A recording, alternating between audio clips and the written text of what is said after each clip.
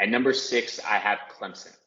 I've said it all year long, and even I said it last week in your thing. I don't believe in Clemson this year. I'm not a Clemson fan. Here's where I look at it. I look at Clemson, and if I match them up head to head with any of my top 5 teams, I have those top 5 teams beating Clemson.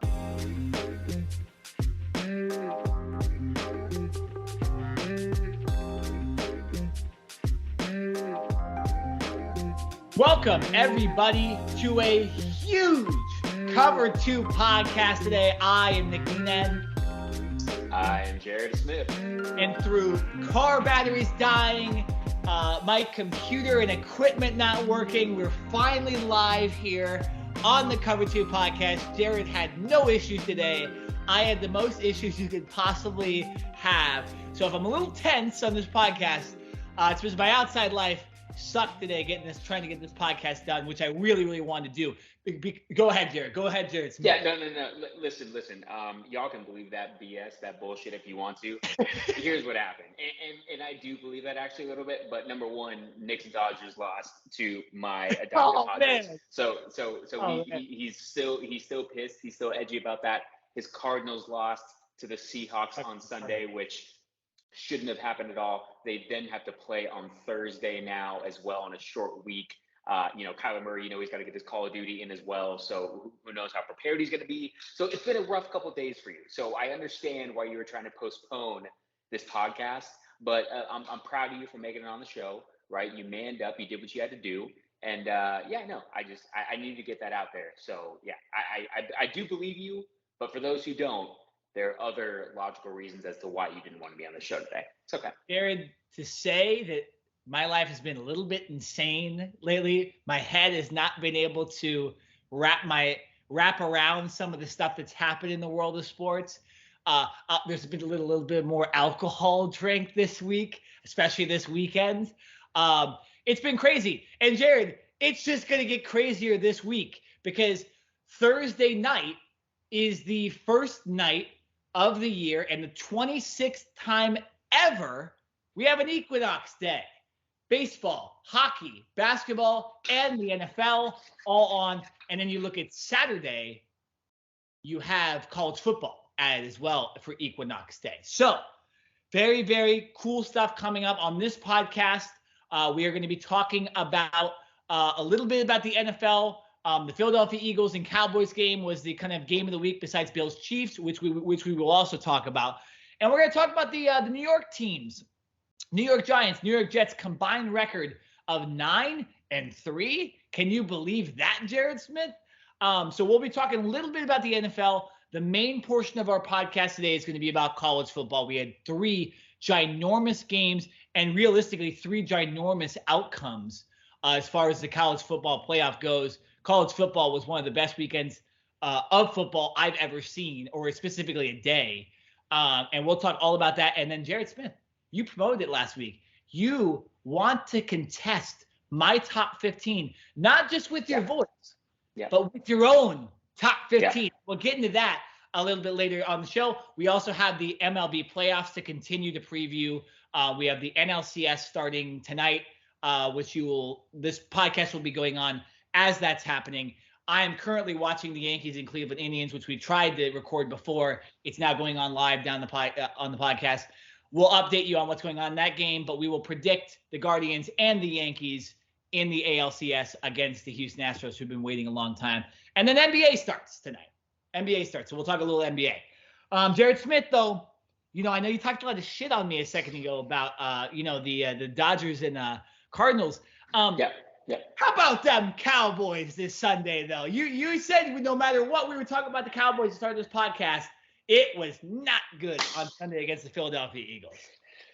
Yeah. It was. Listen, here's the thing, man.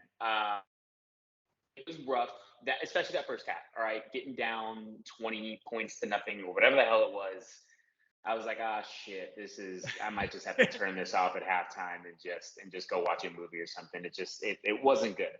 And you got to give the Eagles credit, right? They came out, that RPO, their run pass option with Jalen Hurts and those running backs is just I don't want to say unstoppable, but it's really freaking good, right? And even for Dallas, in my opinion, having the best defense in the entire NFL, they looked like a deer in the headlights. Like they couldn't stop it, couldn't do anything. So, but the fact that they came back in the second half and showed some fight and got back in the game and made it 20-17, so only a 3-point deficit, that gave me more hope that, okay, you guys can go in, make some halftime adjustments, come back out and look like a different team, look like a competitive team.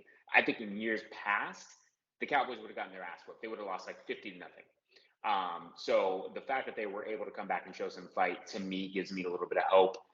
But in all reality, I wasn't like certain that Dallas was going to win this game anyway. I felt that going into this game, especially because Dak was out, that the Eagles had the upper hand. So I am just looking forward to Dak Prescott practicing this week, coming back against the Lions, the defense getting back on track. I will say that Ezekiel Elliott actually looked like, somewhat of himself in this game against Philadelphia, scoring a touchdown and I believe having like 78 or 80 yards rushing. So I'm looking up to the future and to this upcoming weekend to what Dallas will do against the Lions. But it was the Eagles are clearly the best team in the NFC and clearly have a hold of the division right now with a 2.5 game lead on Dallas. So props to them. But guess what? You don't win championships in week 6. So we'll see them again Christmas Eve. Yeah, no, it's for the Cowboys, I think, Jared, there's a lack of consistency on offense. And I look at the running backs too. Like one game it's Tony Pollard, one game it's Zeke Elliott. You can get both those guys firing along with Dak coming back. That's where that consistency can kind of run. The Cooper Rush experiment, it ran its course. And I had a feeling, and that's why, Jared, I was on this podcast saying, you guys probably need Dak to play this game because I don't think you have a chance with Cooper Rush. And that's exactly what happened. Cooper Rush did not play up to what he needed to do against a playoff team in Philadelphia. And now you get Dak back. And I don't know, it might take a week or two. Like Cowboys may win 2 games, but they could also potentially lose 2 games. Aaron Judge just hit a home run. It's 4-0 Yankees, by the way, in that game. We're following that live. But, I think the Cowboys eventually near the end of the year with their defense, they get more consistency on offense. This is definitely a playoff team. They've already beat the New York Giants. They're the only team to beat the New York Giants, which is pretty crazy to think about now. And so, you have the lead on the Giants. You, at least if you end up tying them in record, the Eagles will be tough to pass up. You said Christmas Eve, or is it New Year's Eve? You play them again. So I think the Cowboys are fine. Yeah.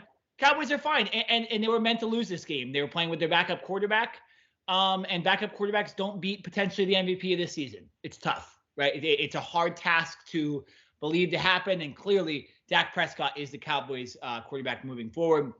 Like I mentioned, the Eagles, I think they're a playoff team for sure, and they'll keep rolling.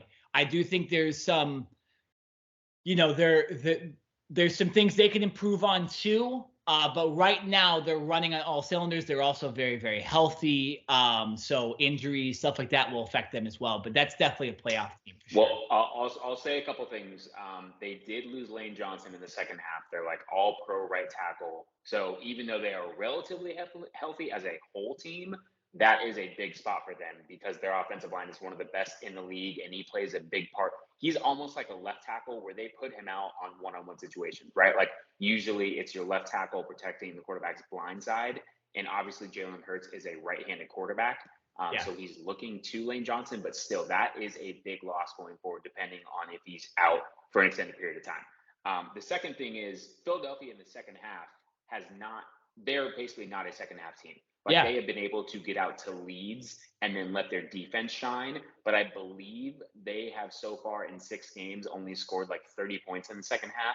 So that's something that they need to get adjusted, right? Like you want to, as the season goes on and as the playoffs go on and you start playing better teams, you're going to have to score in the second half, right? You're not just going to jump out to these 20-point leads every single game. So I will say that they need to kind of get that lined up in order to become more of a complete team and, in my opinion, be on the level of the Bills.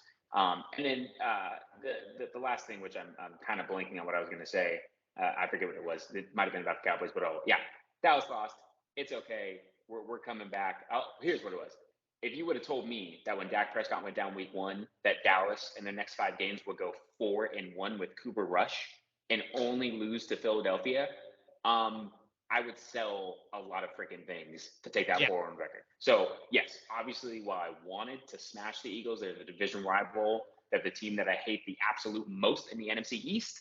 Yes, I will take a 4-1 record without Dak Prescott. Now you get Dak back. We have a home matchup with the Lions, then the following week, a home matchup against the Bears, and then a bye. So I will take that 4-1, give me 4-2 overall, and we are ascending going into the middle and then second half of the season. Yeah, no, it's the best case scenario besides beating them. I mean, that's literally the all you could do. So yeah, no, let's move on though, because I mentioned a team there, and that's the New York Giants. They're 5-1. Another big win against a pretty solid team in the Baltimore Ravens, although we did a couple weeks ago say they might be frauds this year and they might not be that good, and they are surely looking like that right now. They beat the Packers in London. Jared, what do you think about the Giants? I think it's time with Brian Daboll as their head coach. It's time to think they're pretty for real now, and they're not just a fluke 5-1. They keep winning, and in the NFL, it's really hard to win football games, and they just keep winning. Your thoughts on the New York Giants? I feel like we talk about this every week because they surprise us, but they got to be for real now, right? So I'm still not going to say they're for real. I'm going to give them more credit, and credit to them for beating Baltimore. Credit to them for a week ago in London beating the Packers. I did not see the Giants beating either of those two teams. And so the fact that they have been able to do that with Coach Brian Daboll, who is clearly the coach of the year. Like, the season could finish right now and he's coach of the year. It is a hands down, no brainer, no questions asked that him and his coaching staff have come in and 100% done a 180 on this team, not only on the field, but mentally and psychologically as well. So all props to them. I just want to talk about Baltimore for a minute, because to me, Baltimore kind of let this game go, right? I believe Mark Andrews had a dropped touchdown in the end zone. The ball might have been tipped, but still, like, you're Mark Andrews, you're one of the best tight ends in the league, you're a professional athlete, make the damn catch. And then I believe on Baltimore's last possession in the fourth quarter, they had like a muffed play. Lamar Jackson tried to picked up the ball off the ground, tried to scramble, threw it into coverage, and it was picked off by the Giants. Lamar, like, come on, man. Like, you have a lead. If anything, you punt the ball and you pin the Giants back and you trust your defense. But they just kind of made some boneheaded plays to give the Giants an opportunity, when in reality, they could have kind of put the nail in the coffin and ended this game. So you have to give credit to the Giants for taking advantage of those opportunities. But in reality, to me, this was Baltimore who kind of gave this game away. But in the end, in the NFL, a win is a win is a win. This isn't college football where you have to win pretty or win ugly. You just got to win, period. The record says the Giants are 5-1, and so we have to start to take them seriously. But I'm not going to put them in that upper echelon yet, because last time I checked, Daniel Jones is still their quarterback, and I still don't trust him. Fair enough. And I'm not going to sit here and act like I thought Daniel Jones was going to be a top-tier quarterback in this league. I've said this a couple times in this podcast already. When I did my NFL preview, I said the Giants were tanking on the season by having Daniel Jones as their quarterback. Clearly, with good coaching, Daniel Jones can be a serviceable NFL starter in this league. Yeah, you know what? I think when you look at this team, Jared, do I think they're going to win the Super Bowl? No. But I do look at this team as kind of a Cleveland Indians type of team, right, that I'm watching on TV. A team that doesn't have a lot of weapons, but they play smart football. They don't make a lot of mistakes. They have the right guys in the right position. Their defense is improving. And, of course, the head coach, Brian Daboll, Terry Francona, the Cleveland Indians, a really, really good head coach. And so Wink Martindale, obviously, is the offensive coordinator, too. He was the one that was Lamar Jackson's offensive coordinator for the last couple of years. So clearly a good coaching staff there, especially at the top and on offense, which is really what's been their problem lately, last 4 or 5 years, or even longer than that. So yeah, I don't think they're a Super Bowl team, but Jared, I do think this team will end up making the playoffs, and they might be able to beat somebody or two. Because if you just, we've seen bad quarterbacks succeed at the highest level and win Super Bowls. So to say that Daniel Jones can win a playoff game, I don't think that's too hard to say. When Trent Dilfer won a Super Bowl and Joe Flacco won a Super Bowl and Nick Foles won a Super Bowl, like they add a piece here or two down at the end of the year too. Don't take your record too seriously. They need help at wide receiver, right? Yeah, you got to do something. But I could see this team beating somebody in the playoffs as well. I could see it.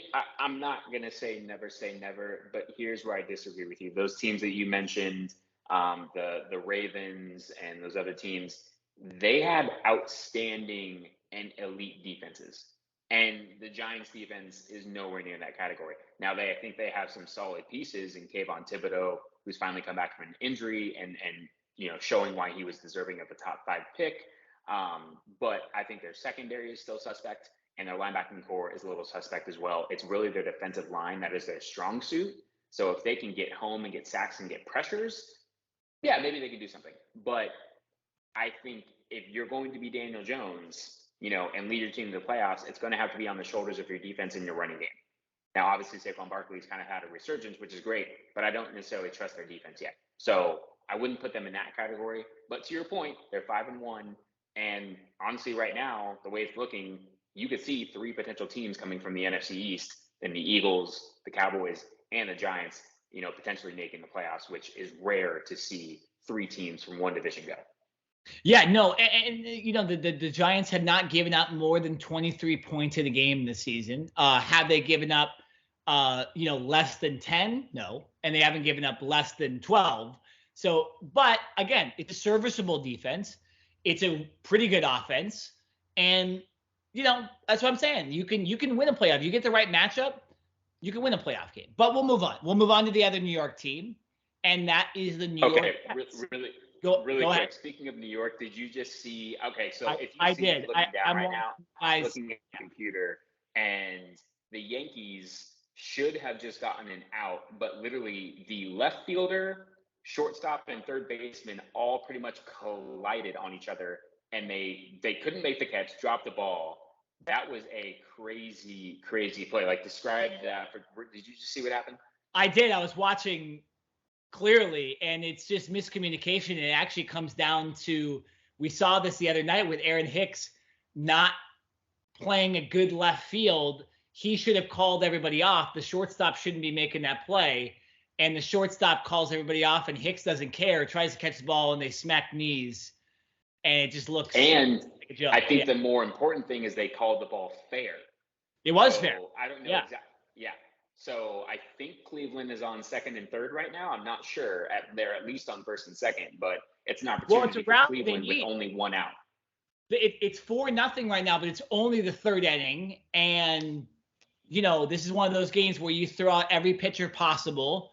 And so they get a run here. I mean, look at what happened with the Dodgers and Padres, which we'll talk about later. Really, with the Padres, it was like these big innings where they came back, and it didn't matter how much they were down by. They would just come back and score enough runs to get past the Dodgers. So interesting moment there. Again, we are following the Yankees and Cleveland Guardians right now. So if we react to certain things, it's in the background. We're doing a podcast live, but we love sports. And Jared, I'm glad you saw that too, because I was like, was that the only guy that just watched that happen? I'm trying to figure out if Hicks is going to stay in the game. He looked like it was a shin or something, and I think I'm sure a lot of his knee bent very awkwardly. I'm sure a lot of Yankees fans don't want him. Is still in the game.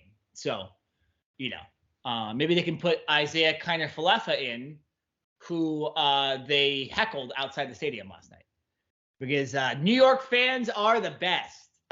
All right, speaking of New York fans and fans that really are not the best, it's the Jets. The Jets are 4-2. Jared, they go into Lambeau 10 a.m. in the morning on Pacific time and really kick the Packers' ass. Jared, what do you see from the New York Jets? Why is this team 4-2? I feel, well, let me say this before I let you answer. I feel this roster is actually better than the New York Giants, too. Would you agree with that? And what's your take on the Jets? I think that's definitely debatable. I think we go top to bottom, position by position, and I think you can make an argument and make a case for the Jets. Here's what I'll say about the Jets. For the longest time, because it seems like every single year, the Jets, there's like a handful of teams. The Jets, the Texans, the Jaguars, they always have like a top 5 pick, right? They always suck. They're always, oh, we just need to get this pick. We just need to get this quarterback, and it never happens. Well, it seems like they're potentially hitting on some picks. Like Zach Wilson is still coming back from that knee injury, and I think he's still trying to get back into the rhythm. He only completed 10 passes out of 18 for 110 yards, so it's not like he's the reason why the Jets won this game. But Breece Hall is a freaking beast, right? He could be Offensive Rookie of the Year right now. He had a monster game. You're saying Sauce Gardner-Johnson, the corner, literally locked down receivers as if he's like a veteran 4 or 5 year cornerback, looking like Darrelle Revis out there for the Jets. So their draft picks, their high draft picks are actually hitting right now. And I think Robert Saleh has finally put his handprint on this team and on this organization, coming from the 49ers, right? Where we're going to be tough. We're going to offensive and defensive line. We're going to be physical. We're going to push around in the offensive line. We're not going to get pushed around on the defensive line. And I think that's what we saw in this game against the Packers, is that the Jets were literally more physical on both fronts. And they hammered the Packers offensive and defensive lines, right? Like Rodgers was kind of getting pressured. He wasn't having time to throw to his receivers. And then the Jets running game was really working. So I'm not going to sit here and call the Packers soft, but the Jets were clearly the more physical team. And I think that's why they won this game. Not because the Jets are more talented necessarily than the Packers, but they were more physical on Sunday. Yeah, well, no, and like you mentioned, I think it's their defense that we should talk about. Sauce Gardner might be the best corner in the league. Quinnen Williams has really taken that step forward, right? Like, from bless you, thank you, to being an absolute monster on the field, right?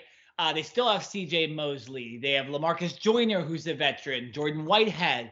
Even Solomon Thomas, who is kind of an afterthought in San Francisco, is now playing a good defensive tackle there for New York. And then you look at offense, like you mentioned, Garrett Wilson, Breece Hall, Zach Wilson, these younger guys who are actually flourishing, unlike what we've seen in the past from New York Jets offensive players. So it's interesting.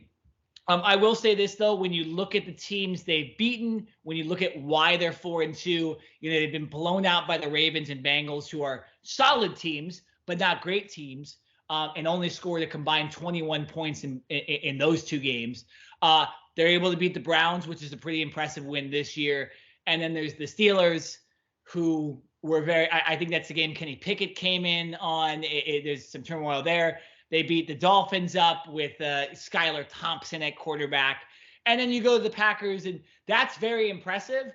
But, I'd say there's been some not so impressive things that the Jets have done, including some of their wins and their losses. Looking at it in a college football sense, they're a tough 4-2. Like, you have to put them up there, and they're in the playoff spot, but they lose to the Broncos next week. And you're like, Jesus, guys, come on. So we'll see. If they're able to beat up on the Broncos defense, that's impressive. If they're able to beat Bill Belichick the next game, if they're able to compete against the Bills, because they're not going to beat the Bills, it's right. The schedule is pretty difficult defensive-wise coming up. So we'll learn more about the Jets this next month, more than we have the first month and a half. Jared, let's move on to the two best teams in the National Football League, and that is the Kansas City Chiefs and Buffalo Bills, who went at it in the 125 window because the Cowboys get ratings and they were put on Sunday night. Jared, this was a low-scoring game, not a high-scoring game, and the Bills pull it out like a rabbit out of a magician's hat at the end and kind of just quickly win that game at the end. Your thoughts, Chiefs, Bills, and what this means for later in the season? Well, first off, I picked the Bills to win this game, but I thought this was going to be a lot more high scoring, right? I did not expect only 44 points to come from these two high powered offenses. I expected the Bills to be a little better offensively because I honestly don't trust the Chiefs defense. I trust Patrick Mahomes and Travis Kelce and Andy Reid and what the offense can do. And I think they make up for a lot of deficiencies that the defense has. So I believed that the Chiefs could keep up points wise, but I thought the Chiefs defense was going to give up at least 30 to the Bills. So first of all, credit to the Chiefs defense for standing up and making it a lot more difficult. I know obviously it was at Arrowhead, so the crowd played a factor as well, but credit to the Chiefs defense. But in the end, man, I mean, in that fourth quarter, that Josh Allen run to the right where he literally leaped and hurdled a defender like he was a running back or a wide receiver. Like, the dude is not human. The dude is from out of this world. He's 6'6" or 6 whatever, 240 pounds, and he runs like he's a running back, right? So he is absolutely unreal. And then the fact that Gabe Davis, who you pair him with Stephon Diggs, I know I said earlier in the year that the Bengals have the best trio of wide receivers.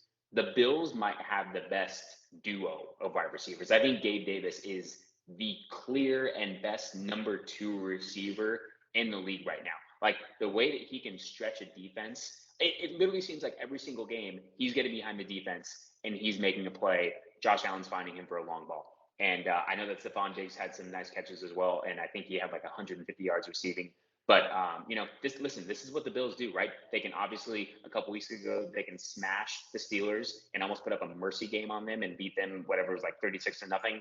And then they can come out and they can win these close games. A couple weeks ago, they also beat the Ravens on a last-second field goal, right? So they can win in a multitude of ways. They're really only getting healthier. There's rumors that maybe Odell Beckham Jr. could be going to the Bills. I know that Von Miller wants that to happen.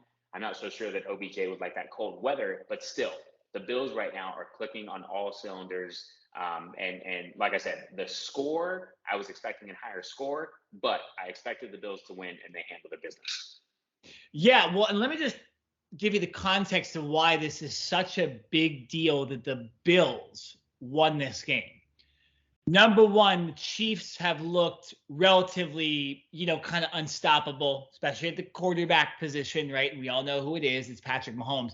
But he's looked even better than he has, even in my opinion, the last, 2 years. And so you're playing, who a lot of people are saying is the best team in the NFL, right? Along with you. And the Bills don't play their best game. And they do struggle running the ball if it's not Josh Allen. And they win this game. And now what this sets up is when they go later on in the season, and we all hope it's the AFC Championship game, Arrowhead is not a word we're going to say. We're not going to say Arrowhead.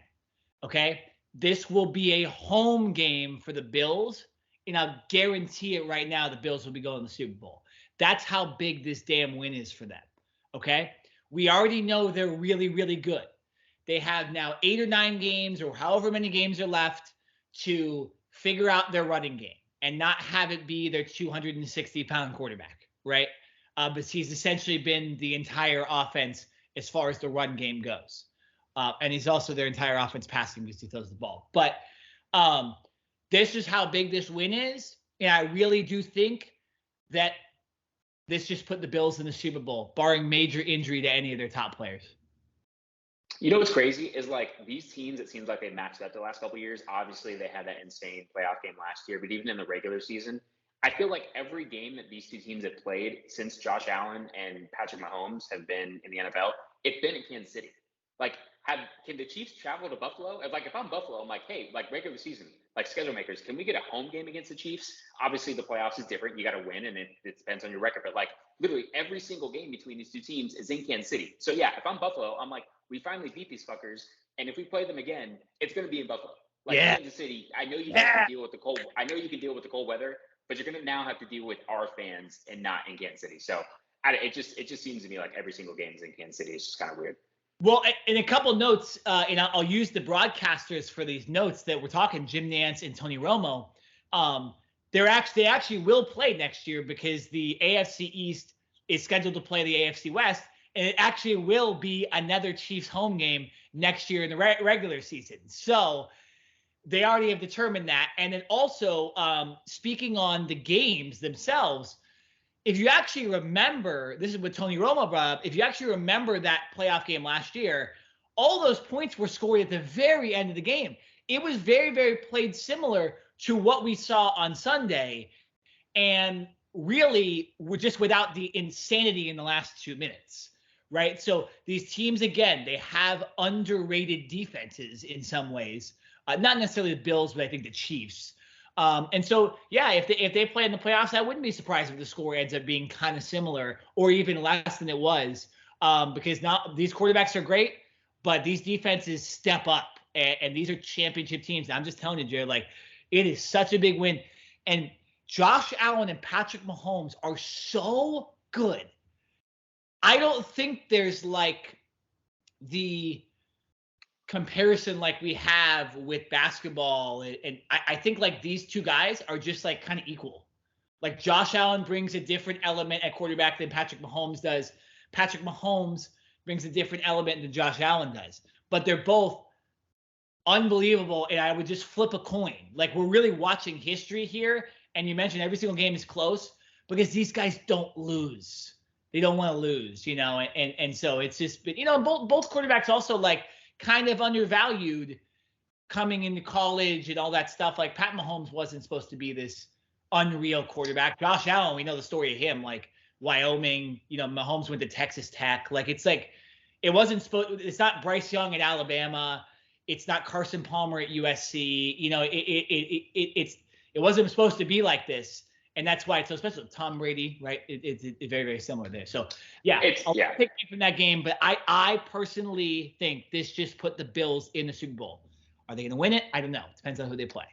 Yeah, I think the NFL needs to really look, and I'm joking, but kind of being serious, at changing up the conferences, because the only thing better would be to see these two teams match up in the Super Bowl, right? Like, they both play in the AFC, so we will never get these, unless, as long as they stay with their respective teams. You never know. We saw Brett Favre leave. We've obviously we've seen Tom Brady switch teams eventually. So you never know. But at least for the foreseeable future, both of these quarterbacks are going to be playing for their respective teams in the AFC. So we're never going to see them in the Super Bowl. The NFL needs to do something. Like put the Chiefs in the NFC so that we can eventually see Mahomes versus Josh Allen, the two best quarterbacks in the league, in the Super Bowl. That kind of needs to happen.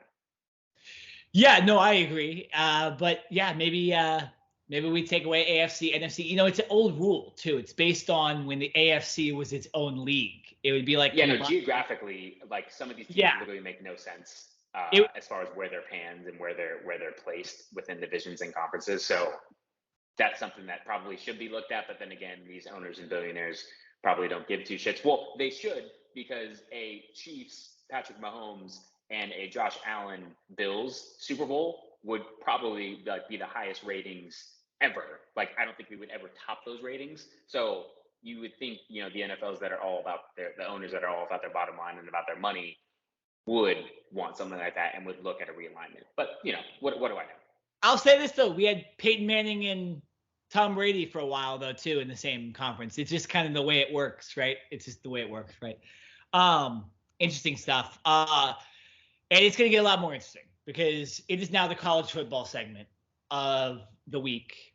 And there is so much to talk about. Jared challenged my top 15 last week. Did not like what I had to say. So he came up with his own top 15. But before we get to that, there was 3 major games. And all had crazy outcomes. All went down to the wire. And all were why, if you like college football, you fucking like college football. Tennessee upset Alabama. TCU upset Oklahoma State. And Utah upset USC. Let's start with SC. Jared, let's start with SC because I know we probably paid attention to this game the most, being from Los Angeles ourselves. Yeah. Let me say this, okay?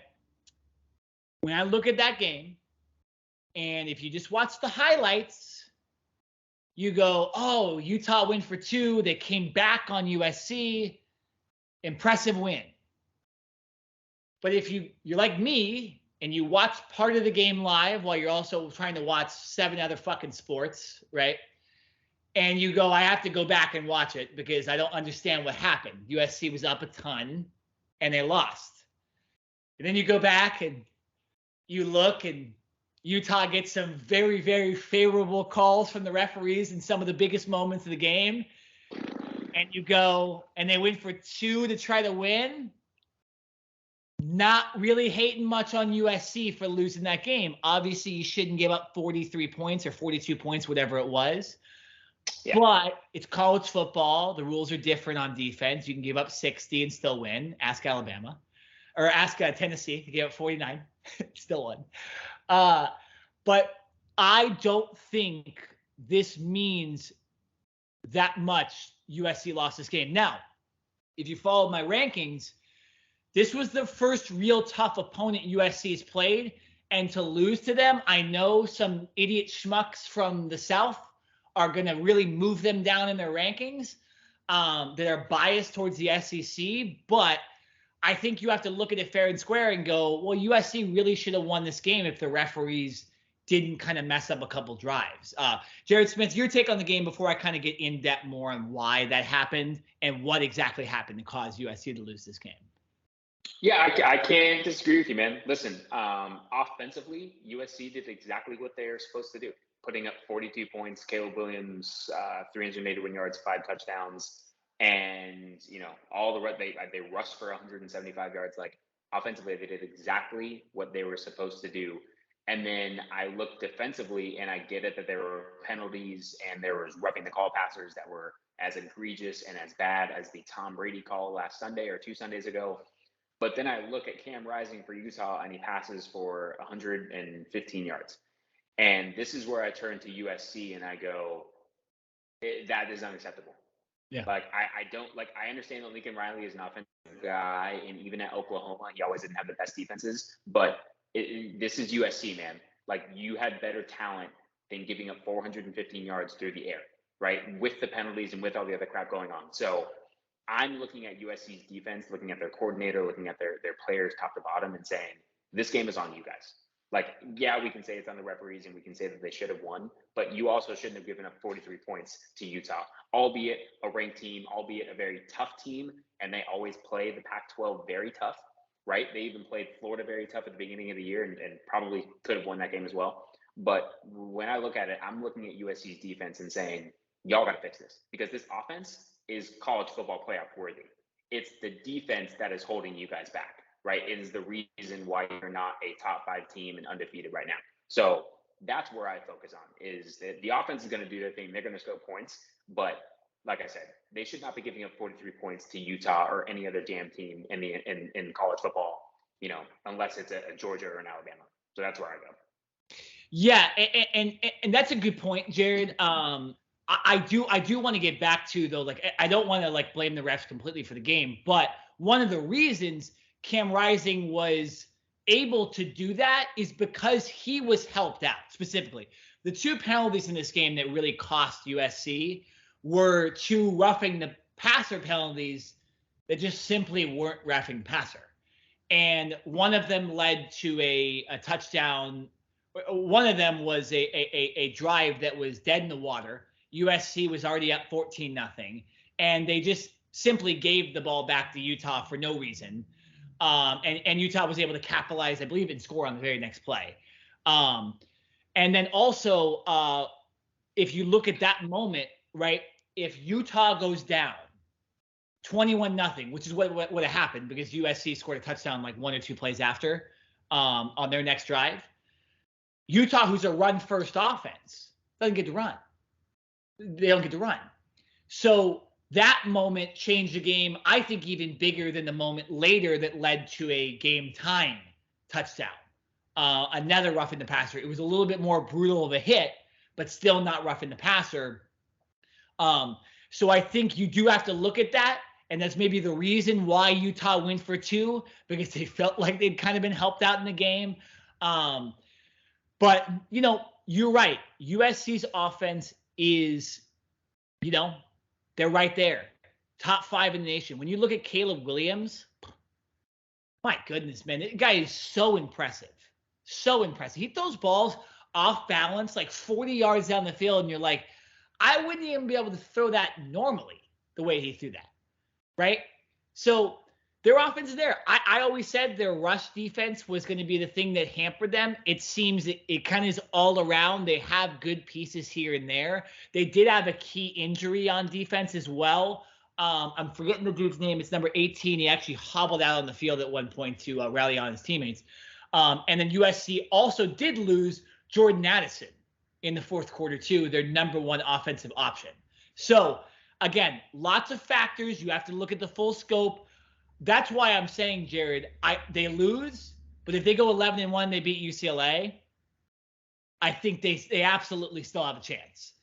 Is their schedule that impressive? And would this win have essentially, put them in maybe the top 5? Yeah, maybe. It's been crazy in college football though so far. And so, you got the TCUs of the world coming up. You got UCLA somehow is 6-0, right? So it's a tough year. It's really a tough year for USC. But I do think credit to Utah for winning, but not that bad of a loss for USC. Not that bad. Any last comments on USC, or do we want to turn to the next 2 games?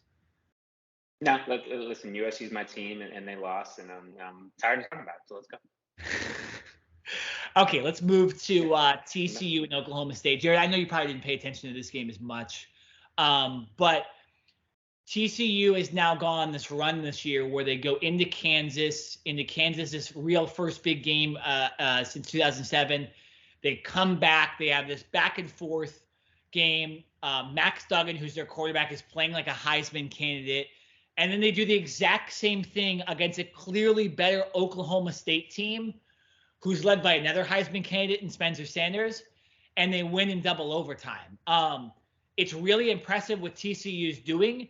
This is another game. It was a big win for TCU, but again, 2 overtimes.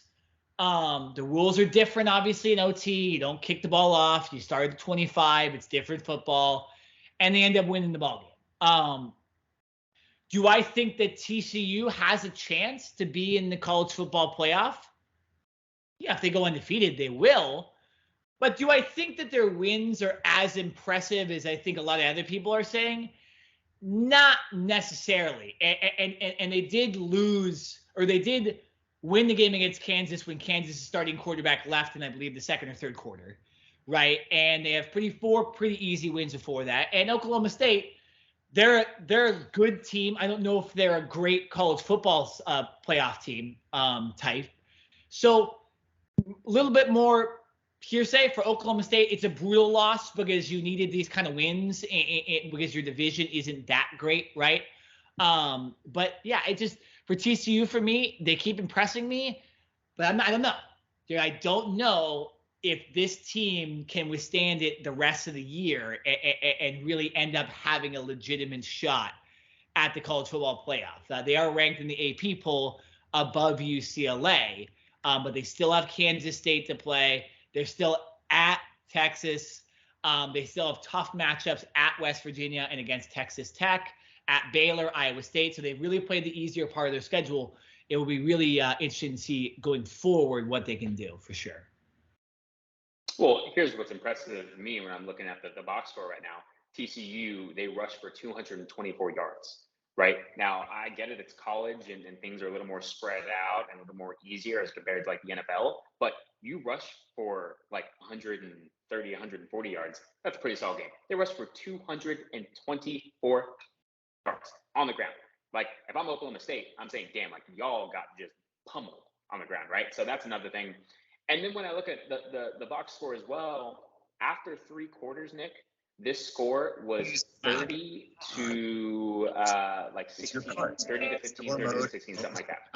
So I'm looking at the fourth quarter and overtime where TCU finally really put it together and Oklahoma kind of sputtered. In reality, kind of one of those things, same things as well. Like, can we make the argument, did TCU really win this game, or did Oklahoma State kind of give this game away? I think you can make the argument for both, but still, when I'm just looking at it purely from the box score perspective, I'm looking at TCU rushing the ball, Oklahoma State having control for the most part, and then giving it away and letting TCU come back in the fourth quarter in overtime. But props to the Horned Frogs. I'm gonna talk about them in my rankings as well, so I'll save some of that. But props to them for doing what they had to do and taking advantage of the opportunity, as opposed to Oklahoma State putting the nail in the coffin and ending this game and not letting it go to overtime. Yeah, no, you make a very good point. And when you look at the stats and you look at the way the game went, again, TCU, it's kind of like that. They're able to stay in games because their top guys do well. And we look at that with USC. We look at that with other teams. Top guys in college football can win you games more than like a couple good defensive players, right? So, college football is more about offense, and TCU's offense is really good. They're also a physical big team. But yeah, Oklahoma State, they're leading the whole time, take their foot off the gas, and they blow it in OT. So it will be interesting to see, because if Oklahoma State goes and next week beats Texas at home, a lot of people are really high on Texas, especially since Quinn Ewers has come back and is really high on that Texas defense.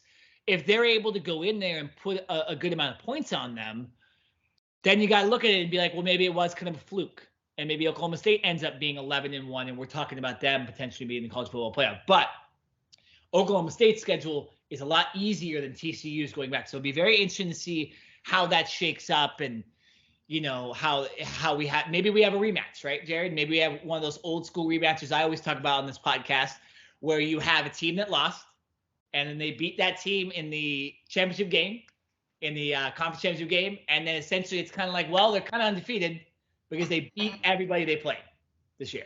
They might have lost to them once, but they eventually beat them. So you have that scenario where if Oklahoma State can beat Texas next week, go undefeated, they still have a chance with kind of the craziness at the top of college football so far. And I think there has this hesitancy, Sue, of maybe the committee to not put like 3 SEC teams in, or something along, or two or three Big Ten teams, stuff like that, which I don't think we'll see. But interesting. All right, let's get to the main event. This was at the same time as the Oklahoma State TCU game, which is why I mentioned that we might not have watched this game more intently. Tennessee at home upset Alabama. They were down 2 touchdowns at one point, gave up a brutal fumble return touchdown, and they come all the way back, 17 unanswered. Hendon Hooker to Jalen Hyatt 5 fucking times. Let me tell you guys this, okay? And I'm going to give away something here that I'll give away in my rankings in a second. But Tennessee had a player on their team, Jalen Hyatt, who's their de facto number 1 receiver, who had 6 catches in the game, had over 200 yards, and 5 touchdowns. I have never seen that. I've never seen that, Jared Smith. Never have. Hendon Hooker is the obvious number 1 guy for the high. I don't want to hear about CJ Stroud and their 17 home games this season. Now they're blowing everybody out, but does CJ Stroud have the guys that Hendon Hooker has? No, but I mean, these guys are pretty good. Let me just say this. Since week 2, Jared Smith, Tennessee has been missing their number 1 wide receiver, Cedric Tillman. They just beat Alabama, put 52 on their defense without their number 1 guy. I mean, what an impressive win. A team that a lot of main college football guys, too, were talking shit on going into this game, saying they're not for real. They're not going to beat Alabama. Well, they did. And they took the damn goalpost and they threw them in the fucking river. It just, what a game. Alabama a little bit sketchy this year. You had the thought that maybe this could happen, but Jared, talk about Tennessee beating Alabama, already being ranked a top 10 team, and going in there and just back and forth, and then putting the nail in the coffin at the end with the field goal. I mean, first of all, like, I still have that image, that aerial image of the field just colored with a sea of fans, Tennessee fans, nothing but yellow right, in orange on the field. And then, yeah, when they took that goalpost and they threw that, and I'm like, oh, they're taking that to the bars, right? They're gonna like rip that thing apart. Everyone's gonna take a piece of it, and they're taking that as memorabilia with them to the bars. It was unreal. I don't know, and I wish I had this stat, and I didn't really have time to look it up, but it just kind of came to me right now. Under the Nick Saban era at Alabama, has he ever given up 50 points? Like Nick Saban's team, like Nick Saban is a defensive guy. He is a defensive guy, and he is a secondary guy, right? And his secondary, which he specifically teaches, like if you ever watch an Alabama practice, Nick Saban is a corner and safety guy. And his corners and safeties got absolutely torched. Like you mentioned, Jalen Hyatt, 6 receptions, 207 yards, 5 touchdowns. Like, you would think a Nick Saban-led defense, first of all, would never give up 100 yards to a receiver, let alone 200 yards, and make some type of adjustment. Like, Alabama's defense this year is not the Alabama of old. It is not the Alabama that we know of. Even though they've got 4- and 5-star recruits all over the place, this Alabama Crimson Tide team is led by their offense and with Bryce Young. They almost lost last week to Texas A&M, and then they come out and obviously lose the nail-biter to Tennessee right now. But give Tennessee all the credit in the world. They deserved to win this game because Alabama didn't put it away. Once again, Alabama could have ran the ball, ran the clock down, and kicked a game-winning field goal. They threw the ball 3 straight times, stopped the clock, gave Tennessee an opportunity, even I think it was like less than a minute, but gave them an opportunity to drive down, to get into field goal range, to kick that game-time kick. So I have to not only look at Nick Saban's defense, but I have to look at Nick Saban and say, clock management, buddy. Like, how many national championships do you have? Like, how much experience do you have? And you chose to kind of have that crappy play calling at the end of the game. So a lot of things not going Alabama's way right now. And we're in the middle of the season, getting into the second half of the season, where this is where Alabama's teams start to roll usually. And they're going the opposite way. They're going backwards right now, right? Like they should have lost to Texas. They escaped that game. And then, like I just mentioned, they almost lost at home to Texas A&M last week. So we're used to Alabama blowing teams out. And obviously Tennessee is a well-deserving team. But this Alabama team has some major problems. And we'll get into that in the rankings in a little bit. Yeah, no, for sure. Jared, that was the most points Nick Saban has given up since 1996. When he was the head coach at Michigan State. He lost 55-14 to number 1 Nebraska back in the Nebraska days. So, yeah, tough one for Nick Saban. He called his defense way too soft after the game, which is perfect. Also, we need to check on the special teams player that muffed a punt early in the game, and I don't think I've ever seen Nick Saban more angry on the sidelines in my life. So we need to check if not only the goalposts are in the river, but if that special teams, I believe it was number 34, if he was thrown in the river after the game as well. His body. I think Nick Saban killed him after the game. Yeah, he definitely did not get to fly home with the team. He had to take a bus ticket. Or find his own transportation home. That definitely 100%. Jared, you had to drive. Nick Saban was like, "No, buddy, I give up your seat. You're out. You're out." Jared, you had to drive 15 hours like Jordan Poyer with the cracked rib, right? That story about the Bills. That is the opposite of a soft player, right? You have a cracked rib. You can't fly. You probably shouldn't even be playing in a game, and yet you get a car service to drive you 15 hours to and from the game to play. Yeah. Nick Saban needs those type of guys. Real quick before we get to our rankings, there was actually a lot more fucking games that happened this weekend. We just can't talk about it. We don't have enough time. Real quickly to go over it. Illinois is now 6-1. They beat Minnesota. Texas beat Iowa State. Tough defensive game. Didn't seem like they were too into the game. Kansas was blown out essentially by Oklahoma, which was a weird outcome. Syracuse beats NC State. NC State loses Devin Leary for the entire season, their star quarterback. So, again, another dent on that win, but that was 18 versus 15. Speaking of quarterbacks that were hurt, Will Levis comes back for Kentucky, and they beat Mississippi State pretty handily. And that was a 22 versus 16 matchup. And then we had Penn State get blown out by Michigan. Michigan, that was the game at 9 a.m. That was number 10 versus number 5. Michigan takes care of fucking business like they should have. And I'm sure they will be pretty high in Jared and I's rankings, both of ours. Also, Clemson. Don't look at the score in that game. Clemson blew out Florida State. Florida State got 2 cheap touchdowns at the end. That really was about a 34-14 win. So a very tough, solid Florida State team. That was a good victory as well. So a lot of games happened, and now, Jared, we move to the rankings. You know what? I'll let you go first because I know my rankings are correct. So we'll let people forget about yours, and then we'll move on. But we'll do it like we had the last couple weeks. We'll do 15 through 11, then 10 through 6, and then 5 through 1. So Jared Smith, take it away. This is Jared Smith's first top 15 college football rankings of the 2022 season.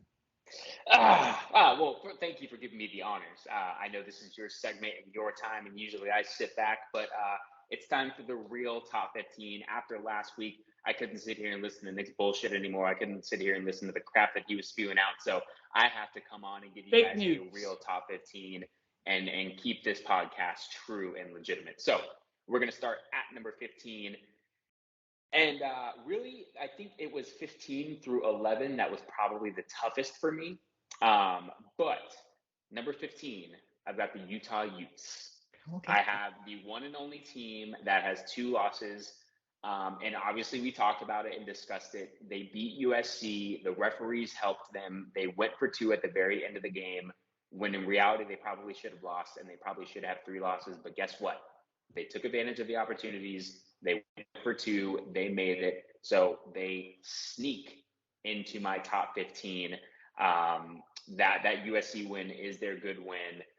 They have losses at Florida and at UCLA. So those are their 2 losses, and that's pretty big. They would need to pretty much blow out Washington State, Arizona, Stanford, Colorado, and then beat Oregon to have any type of chance of getting to the Rose Bowl. But they need a lot of help. So Utah, number 15. Number 14, Syracuse. And I can't believe I'm saying this because when I think of Syracuse, I think of strictly basketball. I don't know. It felt like it's been like the 90s since Syracuse was a legitimate football team. But guess what?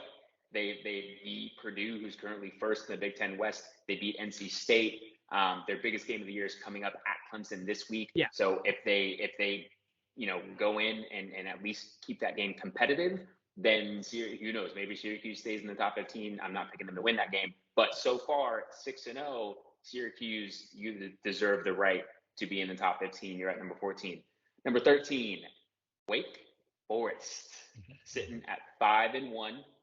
They beat Florida State at Florida State. Their only loss was to Clemson, but that was by less than a touchdown. So they didn't get blown out. And in college football, we've said this multiple times, but just to reiterate it, it's also how you win, right? Like style points matter. And if you lose, it's how you lose. You get blown out, you're going to get down, really far. You lose by a touchdown or last second field goal, that might keep you in the ranking. So what did I write here? Later in the season, Wake Forest has NC State, North Carolina, and Syracuse, who are currently all ranked.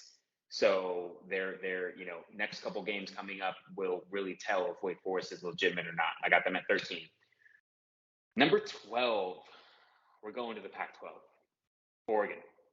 Okay. I got Oregon at number 12, 5-1. They beat a solid and ranked BYU team. Obviously they had that horrible loss at the beginning of the year to Georgia. The only like saving grace I will give Oregon in that respect is that it's the first game of the year, and game ones of the year, you never know sometimes, but you still shouldn't get blown out like 49-3 or whatever the hell it was. So they need to beat UCLA this weekend in order to be legitimate. And if not, then bye Oregon. You're not only out of my top 15, but you might as well just get the hell out of the top 25 because it doesn't really matter at that point. So Oregon at number 12. Number 11, I've got USC. And it pains me to say that because obviously I want to put USC in the top 5. That's my call the most. But, irregardless of what we can say about the referees and all that stuff, your defense still gave up 43 points to Utah, right? I talked about it earlier. Offensively, I think they're a top 5 team. and offensively they can match up in the college football playoff, but defensively I simply just don't trust them yet. I trust Lincoln Riley, but that defense needs somewhat of a makeover and needs to step up. So that loss put them at 6-1, and I've currently got them at number 11. So 15 is Utah, 14 Syracuse, 13 Wake Forest, 12 Oregon, 11 USC. Okay. I'll say this. I like number 11 and 12, but it's the same for me. So I'll just start there. I'll go in reverse order. I have USC at number 11. I have Oregon at number 12. Similar reasons you do, Jared. That loss to Georgia is tough to look over. I love their big blowout win of BYU. I like their road win against Washington State. But yeah, I mean, again, this is one of those where their ranking doesn't really matter because they play UCLA at home. And so if you can't beat UCLA at home, and UCLA might be in the college football playoff, but if you can't beat them at home and you have 2 losses, and you've already lost by a lot to Georgia, who's another college football playoff team, you don't deserve to be anywhere near the college football playoff, right? And that's where they move into lower. So I agree with you completely on that. USC, on the other hand, I've already exposed. I think they easily could be 7-0, right? If the refs hadn't botched that game and Utah hadn't just simply gone for 2. But because they haven't beaten really anybody else, it's hard for me to put them in the top 10 still. Even with all the other losses in college football, it's hard. So I had them at number 11, and then Oregon number 12. At number 13, I have Penn State. I know a lot of people are kind of taking Penn State out of the rankings, but like, here's the thing. They've done what they're supposed to do against all their easy opponents. The only game that looked a little close was Northwestern, and that was a game that was really, really bad weather, essentially turned into like that Bills-Patriots game where you really could just only run the ball. They have a really good road win at the beginning of the season against Purdue, who's 5-2. Purdue's a really good team, and one of Purdue's losses is a Hail Mary essentially against Syracuse. That could be a 6-1 team. Purdue might be number 15 at this point. So that's a good win. And then, yeah, you have an unimpressive loss against Michigan, but as you'll see a little bit later, I think Michigan is not going to lose that many games this season. So it's tough, but that's why I have them right in that Oregon status, right? You get blown out by a really good team, but they do have just a little less impressive wins as Oregon does. So that was a pretty easy one. Number 14, I have at Wake Forest. They were idle. They didn't play this week. So they still have the good road win at Florida State that still stands. Florida State is still a very solid team. They have the OT loss to Clemson, and then the bad win against Liberty where they could have lost. And Liberty really struggled in their last game. I was given a little bit of credit because Liberty was undefeated besides the loss to Wake Forest. So you looked at that team and maybe they were like your UTSA or your Cincinnati, right? Your team that ended up going 12-0. But they really struggled against a bad fucking football team this weekend. I can't remember who it was because it doesn't matter who they are. But so that still is going to be a bad win probably for the rest of the year. And it's really going to hurt them moving up in the rankings. And then at number 15, Jared, I disagree. You can't put Utah in the top 15. That could easily be a 4-3 team. I didn't have Syracuse top 15. Not impressive enough. They beat a backup quarterback at NC State. They throw a Hail Mary against Purdue, right? They struggled against Virginia, who's not a very good team. They're 6-0. They're right there. 6-0. They're right there. They're in my top 18. And to me, it was between Texas and Kentucky.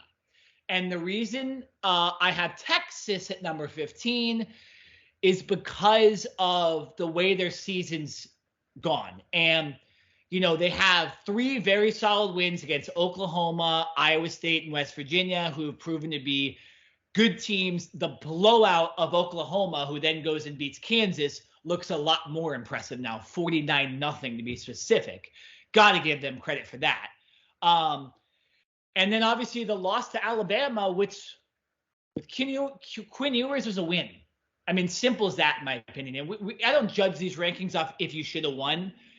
But I mean, this Texas team, Jared, and they also lose to Texas Tech, of course, which again was without Quinn Ewers, their starting quarterback.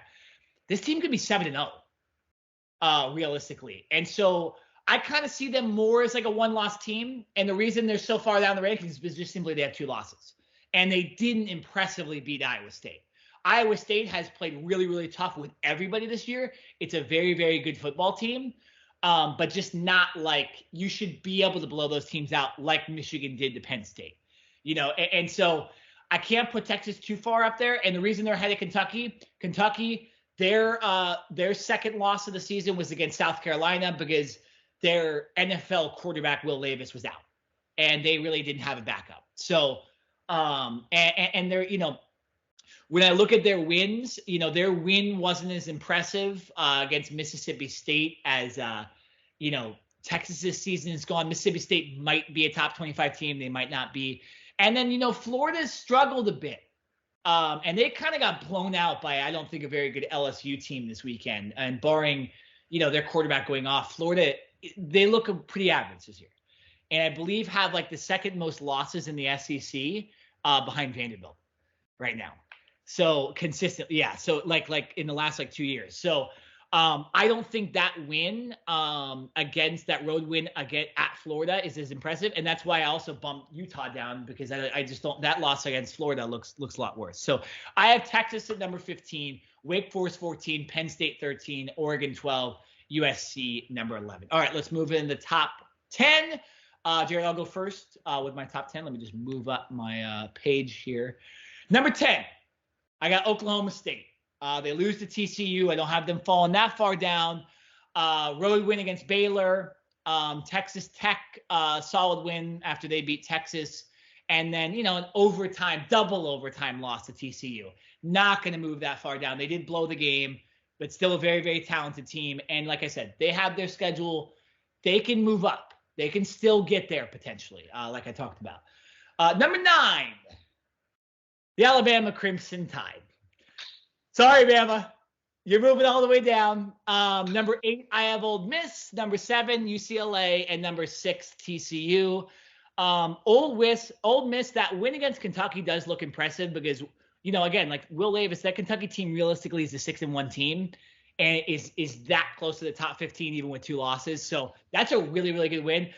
But they've also, they struggled a bit against Auburn, who everybody else has killed this season. And so you can't do that and move up above the UCLAs and the TCUs, right? So I have Ole Miss at number 8, UCLA idle number 7, and then TCU. They jump UCLA because if UCLA beats Oregon, they'll jump TCU, and it's just that simple. And like I mentioned, I don't think TCU's wins have been as impressive, but they have more impressive wins than UCLA at this point. So they move forward. That Washington win looks a little sketchy for UCLA now, because Washington lost to a winless Arizona State team and then only won by 10 points against U of A. You can't they're good, but they're okay. So that really UCLA has the one big win against Utah, which does look impressive because Utah is going to be a top 25 team at the end of the season. So yeah, that's. So I have 10 Oklahoma State, 9 Alabama, 8 Ole Miss, 7 UCLA, 6 TCU. Jared, I'll let you not put Alabama at number 9 because and then we'll debate about it because I know you're probably gonna have them lower. So go ahead with your ranking. That's for all the crap that we just gave them. Alabama, that is, losing to Tennessee in the way they did and their deficiencies on defense and all that stuff and the clock management and all that. That is some disrespect on the Alabama Crimson Tide right there. My God. And this is, ladies and gentlemen, once again, why I've had to come on here and create my own top 15 to at least, create a balance and shift so that we're not just sitting here letting Nick Nenad run wild, run amok. So I agree with you at number 10, Oklahoma State, the good win against Baylor, and then only losing by 3 points to TCU last week. So they're at number 10. They're still a solid team. And like you said, there's still a path. But there's still a path for them. Number 9, I have UCLA. And I know they were idle. They have good wins against Washington and Utah. Dorian Thompson-Robinson in this offense is for real, right? Like that dude, I'm not going to say that he is Caleb Williams, but I can't wait for that USC-UCLA matchup. Like, he is a freak. Him and I believe it's Chaminade, right? Their running back. Charbonnet. Dax Charbonnet. Charbonnet, my bad. Yeah. Dude, their running attack and what they can do on the ground is pretty damn insane. And if I'm a defensive coordinator, that's what keeps me up at night. So this week, they're obviously at Oregon. I talked about that already because I already talked about Oregon. We both did. But this is, only UCLA's second road game. So we'll see how they prove. If they come out and they beat Oregon, then UCLA is getting moved up. But if not, we'll see. One of those two teams is going to fall. One of those two teams is going to move up. So I have UCLA at number 9. Number 8, I have Ole Miss. And, I think when you look at an SEC team, you kind of there's like a benefit of the doubt type of factor that kind of creeps in a little bit. They obviously have that win against Kentucky. We're going to find out about Ole Miss real soon because here are their next 4 games. At LSU, at Texas A&M, home against Alabama, at Arkansas. Holy shit. That's a schedule. You know what it is? What it is, Jared? It's those road games. Again, you go into LSU, that's not easy. You go into Arkansas, that's not easy. And again, Arkansas, they're not a top 15 team, but they're 4-3, and they've competed against everybody. And the reason they lost, I believe, 2 weeks ago was because their quarterback was out with a concussion. Yeah, KJ Jefferson was out. Yeah, so KJ Jefferson, excuse me. And then they beat up on BYU, who's a solid team. BYU's had some, now 2 losses where they should have won games. But again, Arkansas is a very, very good team too. Right at that like they're top 25. And they will be near the end of the season. They're just not a college football playoff team, obviously. But yeah. But yeah, so that's like I said, we're gonna find out about Ole Miss. But if Ole Miss can somehow come out of that undefeated or even with 1 loss and keep that 1 loss close, Ole Miss is going to have a say. They're going to have something to say. Number 7, I have TCU, 6-0, undefeated, good wins at Kansas and Oklahoma State. They've beaten 3 straight top 25 teams. And then this week, they are at home against Kansas State, which would make it their 4th straight game versus a ranked team. So, maybe those ranked teams weren't top 5, but they're top 25 ranked teams. And 4 in a row is pretty tough. So I'm putting them at number 7. At number 6, I have Clemson. I've said it all year long, and even I said it last week in your thing. I don't believe in Clemson this year. I'm not a Clemson fan. Here's where I look at it. I look at Clemson, and if I match them up head to head with any of my top 5 teams, I have those top 5 teams beating Clemson. I don't have Clemson beating a legitimate powerhouse team. Like Clemson, yeah. Can they beat TCU? Yeah. Can they beat Ole Miss, UCLA? Probably. I don't have Clemson head to head right now beating the top 5 teams that I have left, which is why I specifically put them at number 6. They had good wins against Wake Forest, NC State, at Florida State, who you mentioned is a solid team, even though they're 4-3. But like I said, I'm just not totally sold on them. And they haven't really done anything this year to blow my socks off and blow a team out. They're a good team and they have talent, but they're not like the 2017, 2018 Clemson teams where they were dominant. I haven't seen that this year. So I can't put them in my top 5 because I haven't seen dominance. Okay. So, obviously I don't have Clemson at number 6. Okay. Because Clemson's a top 5 team. So that means Alabama's number 5 or number 4 or number 3 or maybe even fucking number 2, Jared, based on your rankings. But You'll see. Let me just talk about Alabama here and why I struggle to put them, further down. I originally had them 8 and I moved them down below Ole Miss because when I look at it, right, they have, 3 easy wins. They have a very solid win against Arkansas at home. They have a big road win versus Texas. And they have the road loss to Tennessee. Remember, road, which came down to the wire, right? It was, last second play. But when I look at Alabama's year, they could have easily lost to Texas A&M. I know it was without Bryce Young, but they could have easily lost to Texas A&M. They could have easily lost to Texas. So, in my opinion, this Alabama team, the way they've played this season, could easily be 5-2. So how the hell am I going to put a 5-2 team near the top 5, right? And so I put them as the best 6-1 team because we know they're talented. But I can't, based on what has happened this year, they've had the impressive win with Jalen Milroe against Arkansas, right?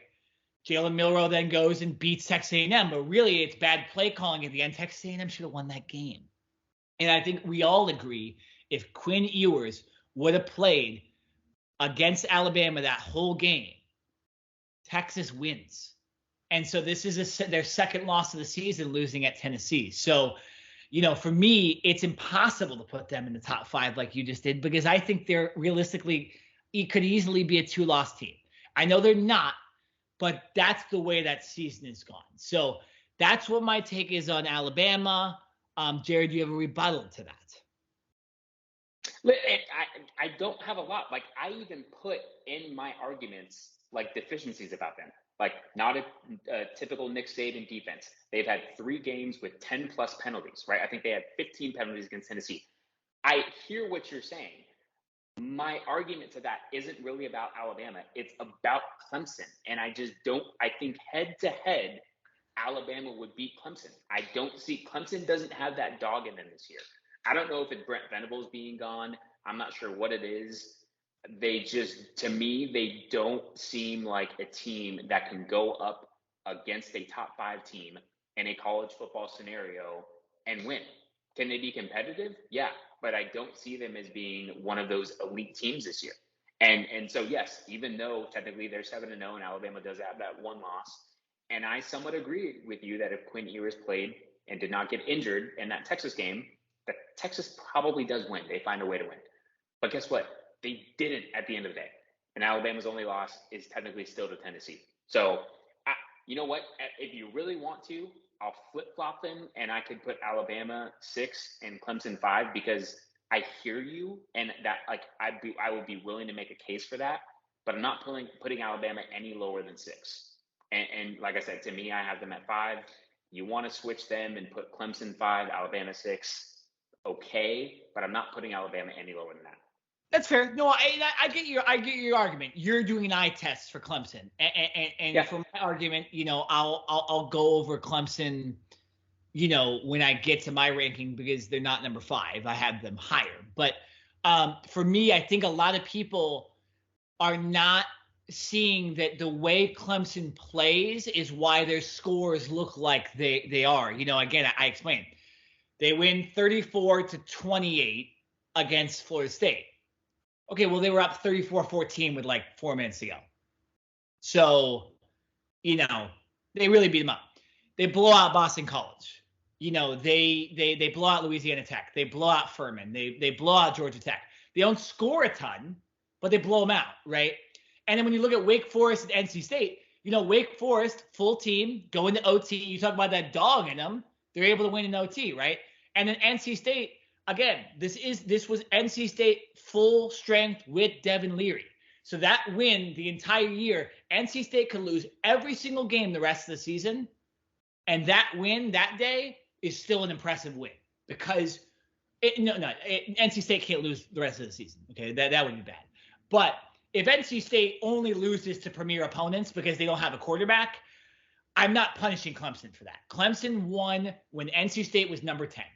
And so I think they still could have been a top 15, top 10 team had they not lost their quarterback. So, yeah, that's my argument on Clemson. But Jared, I'll let you go with your top 5 to continue, because I will talk about Clemson. So, in order for you to do that, I need you to go through your top 5.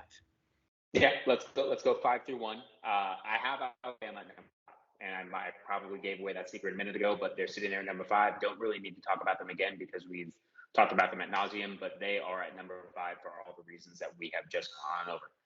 Number 4, I have Michigan sitting at 7-0. They have good wins at Iowa, which they have always struggled at Iowa, and then they just whooped on Penn State. They have one of the top running games in the country.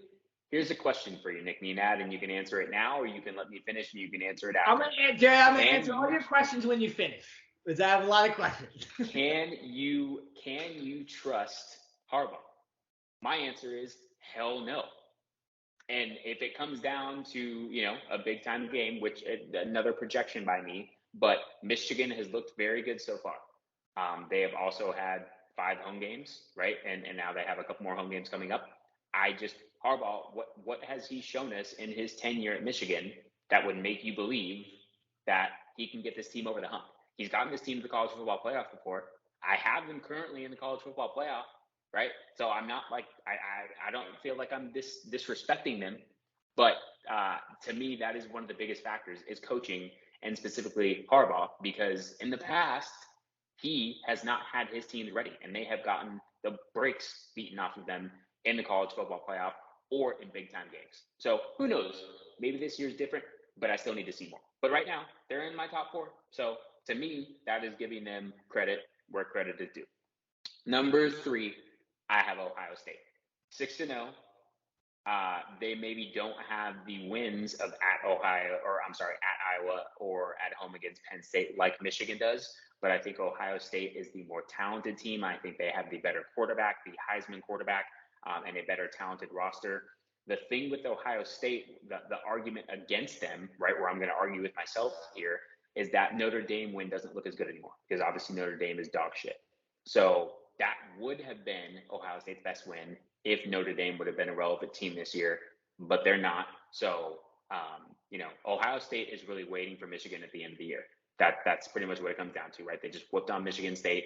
They pretty much beaten every team that they needed to beat handedly. It's going to be a clash of Ohio State and Michigan at Ohio State, and that's pretty much what they're waiting for. Now, they can't overlook the rest of their teams on their schedule. They got to finish and handle their business, but they haven't done anything to me to be anything less than top 3. Number 2 is Tennessee. Oh my God. And are you okay? You just figured it out. You okay? By the way, we're gonna have a completely different top 5. Just giving you a heads up. That's fine. Awesome. That's fine.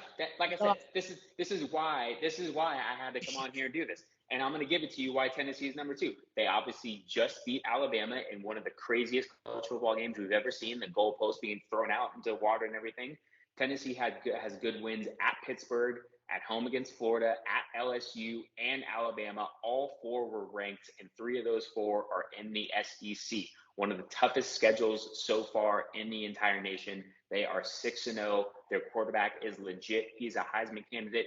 You mentioned it earlier. Tennessee is without their top wide receiver, and they still threw for 400 plus yards against Alabama. And their top receiver in that game had 200 yards and 5 touchdowns. So with that schedule and what they currently have to go, Tennessee, to me, deserves to be in the top 2. They are above Ohio State and Michigan because of the games that they've already played. Ohio State and Michigan's schedule compared to Tennessee, and this isn't just because it's the SEC, it's literally the teams that Tennessee has already beaten, is a lot better than Ohio State and Michigan. Like, if Ohio State and Michigan would have had tougher schedules and played tougher teams, sure, I would put them above Tennessee because I think they're actually more talented than Tennessee. But Tennessee has already proven they can beat legitimate teams and a former number 1 or former number 2 team in Alabama. So to me, as of today, Tennessee is number 2. We will see what happens in the next coming weeks, and we'll see if Tennessee can continue this. But right now, after beating Alabama, yes, and with that schedule, they deserve to be number 2. And obviously, number 1, I have Georgia. They whooped on Oregon at the beginning of the year. They do have so-so wins against Penn State and Missouri, but my real thing with Georgia is they are the defending national champions, and they deserve a little bit of benefit of the doubt. They are still Georgia. They are still a great team. They're still in the SEC. So until they scare me or show me something that they have fallen off, Georgia still deserves to be number 1. Okay. So a lot to talk about here, Jay. Okay. So you had Alabama at number 5. I obviously disagree with you on that. Okay. Yeah. And let me just Michigan number 4. Let me go through my top 5. Okay. I'll explain why. So again, okay. I had Alabama at number 9, Ole Miss at number 8, UCLA at number 7, TCU at number 6, and number 5 I have Georgia. Okay, and let me give you the reason why, like I do every single week. They have the big blowout win versus Oregon. Oregon, we still got to see. If Oregon goes and loses to UCLA, I mean, it's a good team, right? maybe even still is a great team, but when came to start the season, it's the defending national champions, it's essentially the same roster on offense, or mostly, right? And Oregon, new quarterback, a lot different, right? And just not, Oregon's not Georgia, right? And Oregon has been very impressive since. But for me, when you look at them compared to the rest of these teams, it's the lack of impressive wins. It's that bad road win versus Missouri that they should have lost. It's a bad home win versus Kent State, or a very struggling one.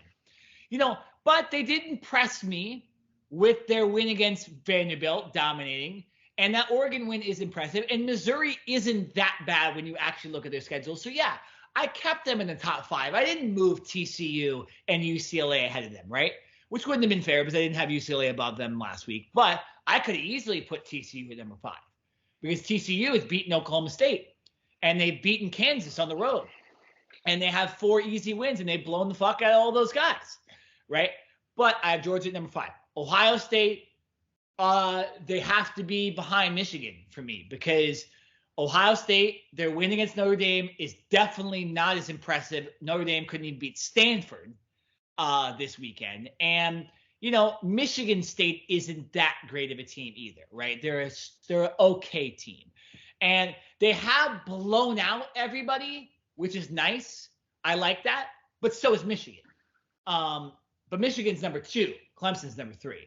Clemson, I have, number 3 because they have 2 very impressive wins, like I mentioned, against NC State and Wake Forest, a good road win this week, very impressive road win this week against Florida State. And yeah, their scores may not look it, but their defense is playing well and their offense is getting better every single fucking week. And that is scary because they're still undefeated. They're still undefeated and they haven't even played to the highest they can. Also, Jared, you got to look at this again. Clemson, when you look at the rest of their schedule, they play Syracuse, who I don't even have in my top 15. At Notre Dame, not that bad. Louisville's okay. Miami's okay. South Carolina sucks. So Clemson has already beaten everybody they have if they beat Syracuse. And so you have to give them the credit for what they've done.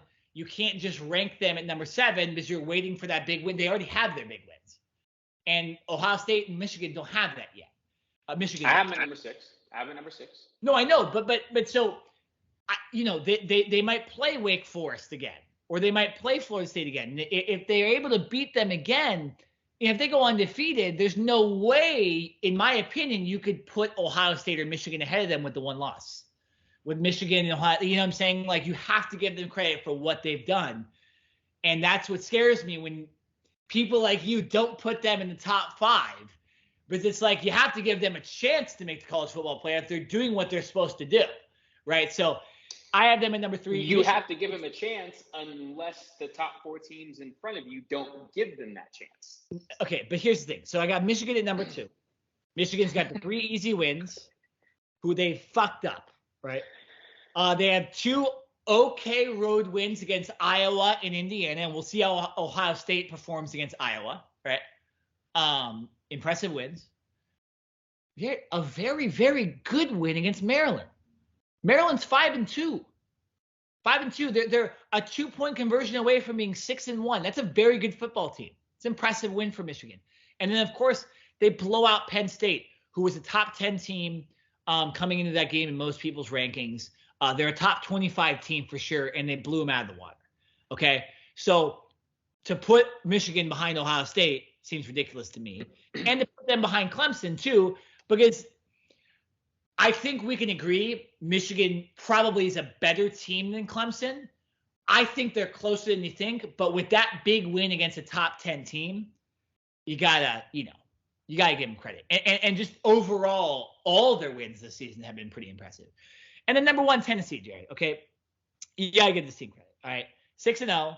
They haven't even had their top wide receiver for some of their biggest games this season. Okay, they have a win versus Florida. They have a road win versus Pittsburgh that's solid. They have a good road win against LSU, and of course they beat Alabama. Okay, they have not done anything wrong. They have looked really, really impressive on offense. They have weapons. They're missing weapons. So for me, Tennessee's number 1. I had Alabama number 1 before last week. So how could I not? They beat the number 1 team. Boom. Done. You guys got to remember too. I had Tennessee in the top 5 last week too. So Tennessee for me, number 1. Here we go. Are you done? Yeah, I'm done. Yeah, Jared, I'm done. Yeah. Are you done? The only real gripe I want to get at you is that you moved Georgia, who is a legitimate number 1 team, the reigning defending national champions, who is 7-0. And yes, they've had a couple of head scratches where you're like, they should have blown teams out. Hey, Jared, are the Rams number 1 in the NFL right now? No? Who cares? No, because the Rams have actually lost games and they've looked like shit. Sure. Good point. So, that's a bad comparison because if they were undefeated, maybe. Okay. But no, Georgia is still undefeated. And so to move them, I know you maybe didn't. Did you have them number 1 last week in your rankings? Where'd you have Georgia last week? No, I had Alabama number 1. Georgia was number 6 last week in my ranking. Georgia's number 6. Okay, so then you are disrespecting Georgia right now. And if there is a bulldog, you will get bitten in the ass. Georgia deserves to be the number 1 team until proven otherwise. Like I agree with you. I put in here so wins. Penn State, Missouri. They should have blown those teams out, and then it really wouldn't be a question. But they still won those games. They killed Oregon. They're the defending national champs, and they're 7-0. To me, that does not mean there ain't no way in hell that they are the 5th ranked team. If I understand the Tennessee argument, they're both in the SEC. Tennessee probably has a better schedule to this point, so I can understand that argument why you would put them at number 1 when you had Alabama at number 1 last week. But the disrespect that you are giving to Georgia is absolute. I'm going to find the Georgia Bulldog and send it to your address, and you're going to get bit in the ass for that. That's exactly what's going to happen. You are disrespecting the Georgia. Only real Bulldog in college football this year are the Yale Bulldogs. Okay, no respect to Georgia. I don't care what you did last year. They don't have the impressive wins. Their schedule is not that hard, Jared. But let me tell you something. And I'll be proven correct. They play Florida in 2 weeks because, of course, they have a bye this week. Then after that, they play good old Tennessee at home. What a fucking game that will be. Okay. Set your DVRs. They're going to be at Mississippi State. Very difficult place to play with those cowbells, all that stuff. It's a good team. Led by Will Rogers at quarterback. They're at Kentucky, too, who I think is a very, very good team. So, the next 4 games will tell you where they're at. And I get it. Putting them higher is similar to what I'm doing with Clemson, right? But they've done nothing this year besides beat the fuck out of Oregon, who may not be that good. So you got to do something. And if they can beat Tennessee, they'll earn that number 1 ranking, Jared. They'll earn the number 1 ranking because Tennessee plays like UT Martin or something this week. Division II, FCS. So they'll win. Tennessee, I believe, will be undefeated going into that game. Florida's a solid team. And like I said, Mississippi State, Kentucky, specifically Kentucky, it's a very good team. So, I'm just saying. It's a rivalry game against Florida, though. They beat up on Florida. I'll give them some credit. Florida's a okay team this year. They're like on that. They're okay. Yeah, they're like they could be solid, but they have a great quarterback. But if they get blown out by Georgia, I'm really not gonna. Everybody's rankings gonna lower. So, yeah, no, I think, and again, we'll see some games. Tennessee. When you look at their schedule, let me just go to this. I know they have one of the most difficult schedules in all of college football. Shit. Okay, so they play UT Martin this week. Deserved week off. Okay, they should just rest all the starters, right? Yeah. Then they're Kentucky at home. After that is tough, and then at Georgia.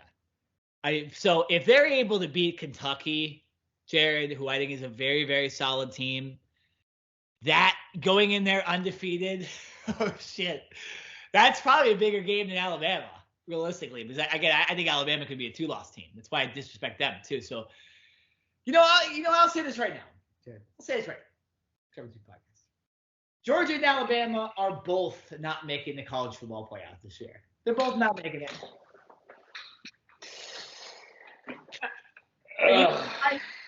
Because Georgia's they're going to lose to Tennessee, and Tennessee will have beaten Alabama and Michigan and Ohio State.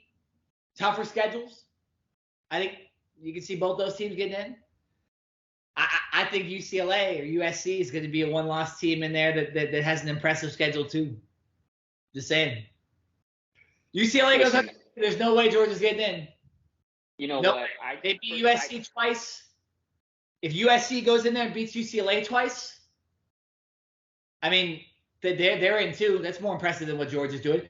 If Georgia goes and beats Alabama, that's what I'm saying. You might have you'd have Tennessee versus Georgia realistically. But so yeah, I mean, I don't think either of them are getting in. They're both not getting in. First of all, we just need a college football expansion is what we need, because then that would right. Please. That's really what we need. So you and I don't rip each other's heads off. I currently have Alabama outside at number 5. So for the moment, I agree with you, and we will have to see what happens. Alabama currently needs help in my top 5 or in my rankings in order to get back in. But if Georgia goes undefeated, there is absolutely no way that they are. Well, of course, but they're not gonna, because they're gonna lose to Georgia and they're gonna lose to Kentucky probably. They're gonna be shown the frauds that they are, and even if they don't, they'll probably lose to Tennessee, or again in the SEC championship game. Like, they got to make the SEC championship game. Currently in the standings, it's okay. Here we go. So I'll put some even more merit on this. Okay. Right now, when you look at the SEC standings, it's not like the Pac-12. It's not like the Big 10 or the Big 12. They have divisions that is the way they do the SEC championship game. So right now, Georgia and Tennessee. So if Tennessee beats Georgia, they're in. Right? They're in. Okay, Kentucky already has, unfortunately, 2 losses in the conference. That sucks. That South Carolina is brutal. That South Carolina lost brutal. So Georgia won't even play in the fucking SEC championship game. Okay? Ole Miss and Alabama are on the other side. Alabama has the 1 loss to Tennessee. Ole Miss is undefeated. If Ole Miss has 1 loss, so Georgia won't even make it to the SEC championship. They'd be 11-1, having lost to Tennessee. And Alabama probably will lose again because they're not even that good of a, like they should have lost to Texas, right? So like, just saying. That Ole Miss game is going to be huge. We'll see. Oh, that's going to be, it's going to be. We have gone long on this pod. By the way, real quick. Here's what's going on next week. Okay, UCLA at Oregon. That's the big game. And for the Pac-12, I don't know who you want to win that game. I think a lot of people should want UCLA to win that game because USC will likely go 11-1 or 10-1, and UCLA would then most likely have at least 1 loss, or have at most 1 loss, and maybe they're undefeated. And then you have the Pac-12 battling each other out for the college football playoff. Oregon already has the brutal loss to Georgia. So I think if you're a fan of the Pac-12, you want UCLA to win this game. Clemson versus Syracuse. Clemson at home. That's a big game for Clemson. Texas at Oklahoma State. That is a big game this week as well. Mississippi State at Alabama. What will Alabama do after that brutal loss? Kansas State.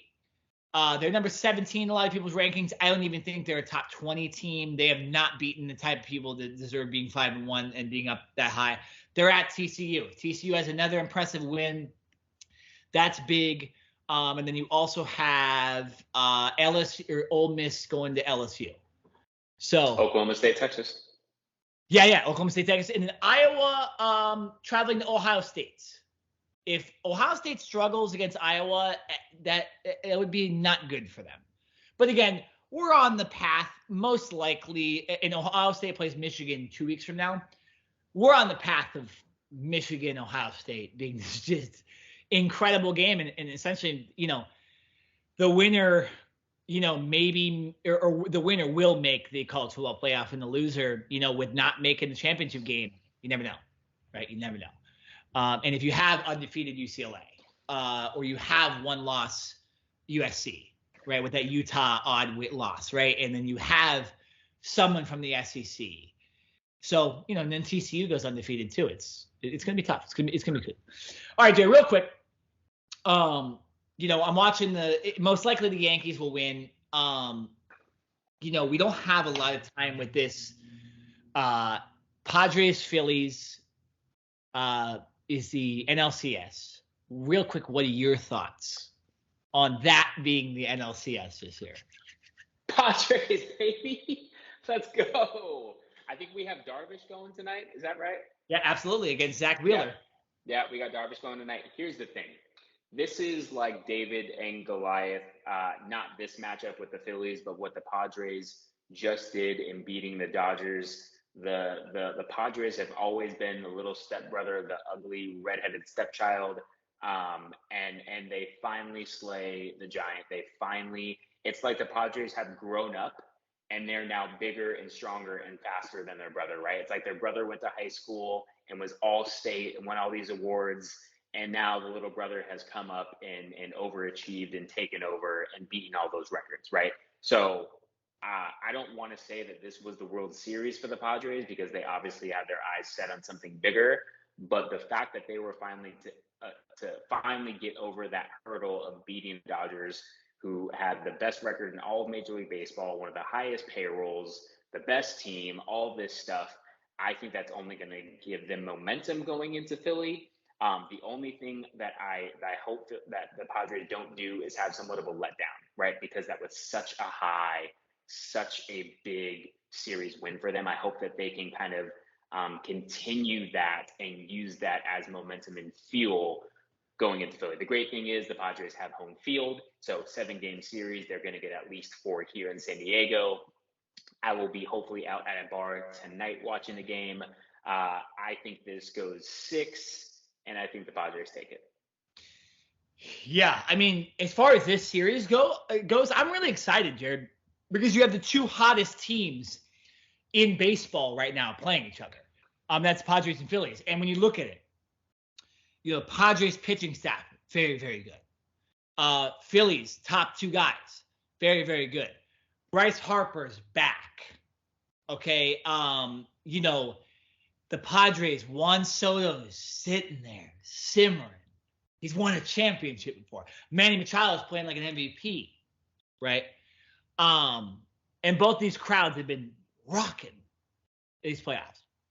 I have Padres in 7. Very, very difficult series to predict, though. Very difficult series. I'm going to go with their pitching. I think their pitching is going to them beating the Dodgers in 4 was huge for their pitching staff because then they pitched Darvish this game. You have Musgrove going at least game 2. So it's impressive. Blake Snell. And you want to pitch Blake Snell at home. Blake Snell is a different pitcher on the road. So if he has to pitch on the road, that's going to be a loss for them. And that takes away a pitcher, in my opinion. And Nola and Wheeler, unbelievable number 1 and 2. Ranger Suarez number 3. Also with that series really quickly, so I got Padres in 7. Could easily see Phillies in 7 too. It's Nola versus Nola. The starting catcher for the San Diego Padres is Austin Nola. The number 1 pitcher for the Phillies is Aaron Nola. So I cannot wait for game 2 when the brothers face off against each other, and then possibly game 6 as well. I can't wait. Now let's talk about my bitch-ass Dodgers real quickly, okay? The best roster in the league, 111 wins, championship material, and you fucking score 5 runs in 2 games with one of the best lineups ever. I can't blame the pitchers. I can't blame the relievers. Jared, come on, Freddie, Mookie. I hope these guys were hurt. I hope they were hurt. Trey Turner go to fucking Philadelphia with your fielding, okay? Enough. Cody Bellinger was a shithead the whole year hitting. Max Muncy never turned it around. Will Smith was great. The only cool Will Smith this year was our catcher. But man, I mean, credit to the Padres, first of all. Credit to the San Diego Padres. My God, they kicked our ass. Jared. They stepped up. They got hot. I'm not going to be one of these bitch ass fans that comes in here and complains about the break and all that. You have 4 All-Stars in your starting lineup. It's enough. Score some runs, Dodgers. Okay. Just not impressive. And it didn't even piss me off. It was like, oh no, for sure we're losing. Once we lost game 3, we're done. Done. You can't score runs, you're done. You know, all their base hits. Let's remember now, y'all had that lead. Doesn't matter. What, 3-0 in like the 5th? It's the whole, but the problem was, Jared, the whole year the Dodgers did that. 1 inning. 1 inning, and then you hope that your starters, and it wasn't, here's the thing. Clayton Kershaw didn't pitch that bad against the Padres. Julio Urias, amazing in game 1. Andrew Heaney out of the bullpen shut them down in game 3. Who was their game 4 starter? I'm blanking on it. Why am I forgetting? Oh, Tyler Anderson, great all year, amazing. Unfortunately, Tony Gonsolin got hurt. That was tough, and I do think, game 2 is different because I think Tony Gonsolin probably doesn't give up those runs in the beginning, and maybe Dodgers do win game 3, right? We're talking about game 5, and you have Julio Urias versus versus Yu Darvish, who on short-term rest, Julio Urias would be on number, So I do think that, with Gonsolin not being hurt, and then obviously you had Walker Buehler, but it wasn't the pitching, it was the hitting. And all I have to say is, you need to go in there and figure out what your identity is next year. Stop with all the all-stars. You have the starting pitching. Those hitters just need to do better. They need to do better. You cannot go into the division series, win the division, go 100 games over 500, and then get smacked in the playoffs by the Padres. Credit to the Padres. Fuck the Dodgers in the NLDS. Okay? Jared, I'll say this, though. It didn't work out going down there Friday or Saturday. Oh, boy. I'm going to make it down there. I'm going to try and make it down there. If they go game 6, game 7 against the Phillies, I'm going to try to be there. If they go to the World Series, we'll have to do a remote podcast from Padres Land. It does work out. And if it goes 6 or 7, that would be next week, because I believe going back to Philly, that'll be over the weekend, right? Games 1 and 2 are tonight and tomorrow. I think they have a travel day Thursday, Friday, Saturday for sure in Philly. I'm not sure about the rest of the schedule, but I know tonight, tomorrow, San Diego, and then over the weekend is in Philly. So if it did go 6 or 7, that would be next week. Yeah, game 6, next Monday or game Tuesday, 6 would be Monday, which works out perfectly. That's when we usually record anyways. And then game 7 would be Tuesday. Oh, that sounds perfect to me, Jared. maybe we'll have it. A little Taco Tuesday, huh? They're right. And then the World Series would be on Friday and Saturday.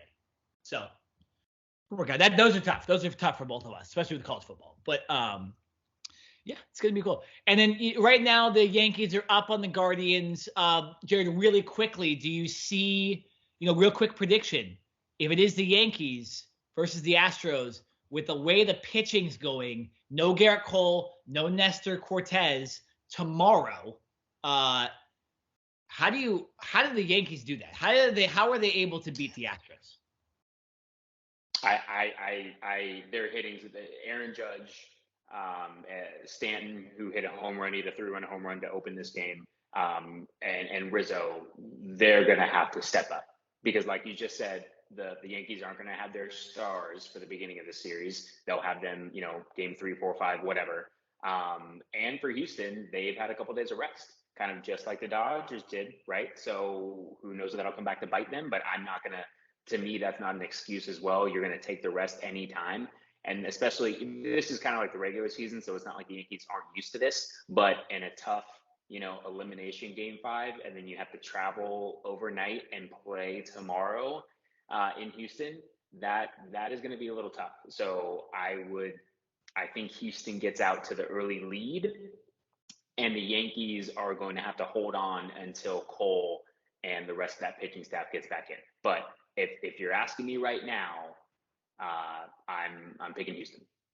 Yeah, it's for me. I do think it will actually be a tough series. I think this is going to be Garrett Cole's coming out party. He'll have to pitch a very, very important game, whether the Yankees are down 2-0, 2-1, 1-1, he'll have to do well, and then he would pitch a later game too. So I think it all depends on Garrett Cole, to be honest. I think the earliest he would start would be game 3. So again, if you're down 0-2, you have to win. If you're tied 1-1, you have to win because we can't believe you're 1-1, right? Like, so, and you know what? The Astros really didn't hit besides Jordan Alvarez. Like, the Mariners pitching, which is good, kind of shut down that whole. The Astros lineup is not as good as it's been the last couple of years. So I don't think they can hit. Their pitching's good. Verlander did not step up in his first start. They are healthy, but they're clutch though.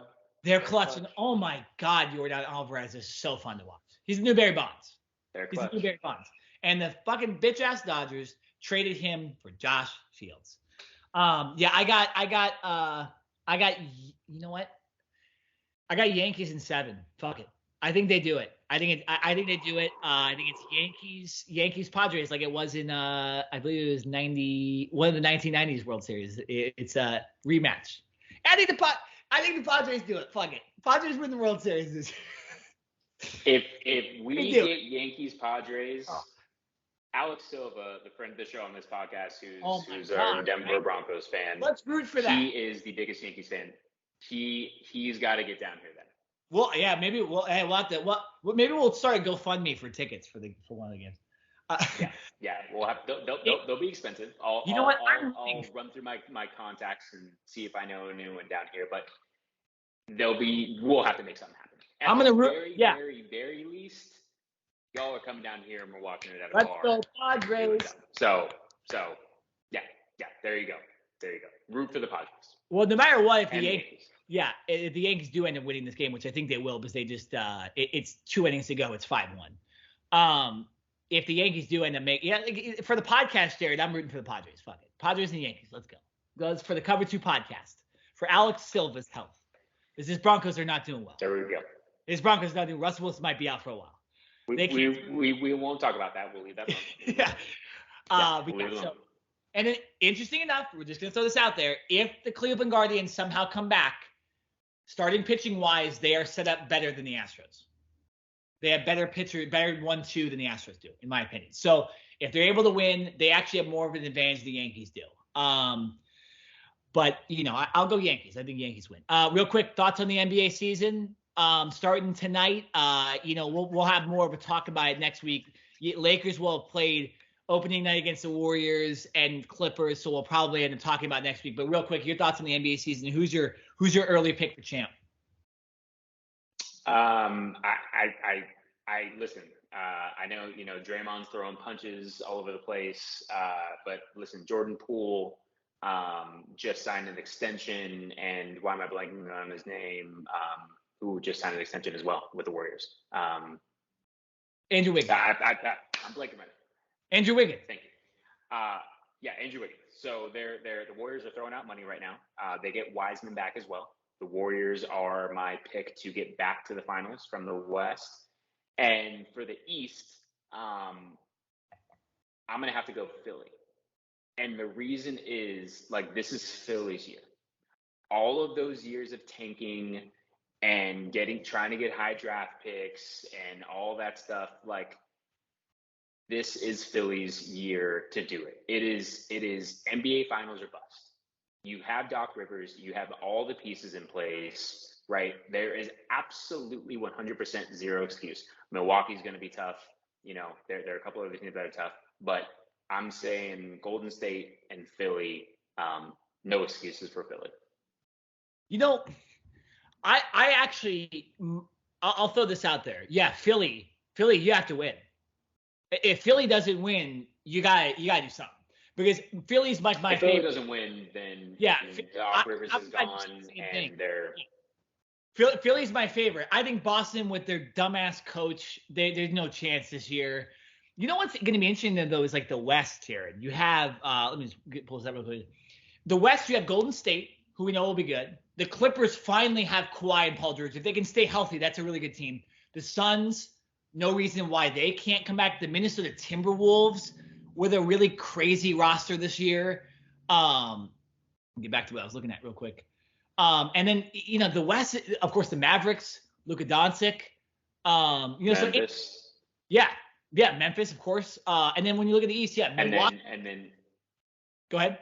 I was going to say, lastly, in the West, you get Denver with Jamal Murray coming back to pair with Jokic. Ooh, so very good point. Very good point. And then, of course, you have the Lakers. But yeah, I don't know. We're not going to talk about that. We're not going to just like Denver. We're not going to talk about the Lakers. They're my team, but I'm man enough to admit that they're not in it this year. So we're just going to let LeBron have his 20th season, pass Kareem, and maybe sneak into the playoffs. But it's okay. Yeah, and then in the East you have of course, well, I think Philly's the favorite. The Bulls are a good team. Milwaukee Bucks, the Brooklyn Nets, if they can just keep that shit under control. So, some good teams. There's some good teams. It should be a fun NBA year. But yeah, I got Philly and Phoenix in the championship, the two must wins, and it will be a great series. The Charles Barkley Olympics in the NBA. So. Yeah, I'll go Phoenix and 76ers, and then I think Barkley probably retires after the season, being inside the NBA too. They all just signed extensions. So they did? They're actually probably on right now. Yeah, they all signed extensions, so they're all staying on. We've been talking too long. All right. So again, guys, big time college football. The NFL next week again. The NBA season started. Equinox Thursday.